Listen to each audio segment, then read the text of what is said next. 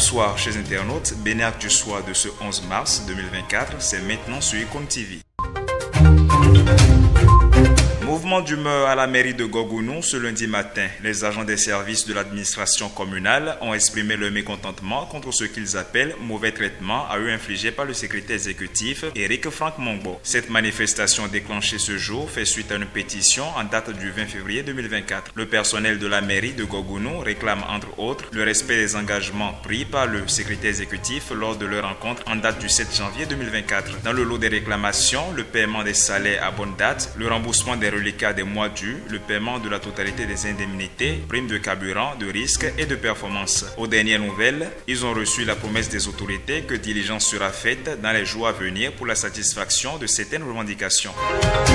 Et puis en politique, les démocrates saisissent la Cour constitutionnelle contre la création à la présidence d'un collège de ministres conseillers. Le parti de Boni Yahi forme son recours en brandissant l'article 56 de la Constitution. Cet article dispose que le président de la République nomme en conseil des ministres les hauts fonctionnaires dont la liste est fixée par une loi organique. Lors de son récent entretien avec la presse béninoise, le président de la République a exprimé ses intentions. Nous avons besoin que les politiques qui sont doublés de casquettes techniques ou pas doublés de casquettes techniques puissent conduire l'action gouvernementale de l'exécutif avec ceux qui ont les compétences mais qui n'ont pas le chapeau politique. Les démocrates demandent à la Cour de déclarer contraire à la Constitution les décrets numéro 2024-006 du 9 janvier 2024 signés par Patrice Talon.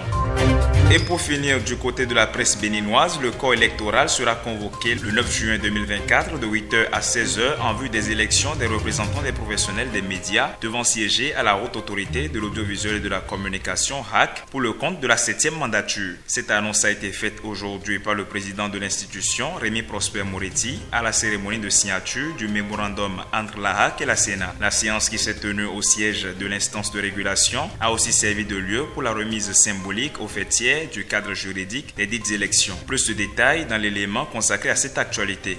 Mesdames et messieurs, ce sera tout pour Bénéactu du soir de ce 11 mars. À demain pour un autre numéro.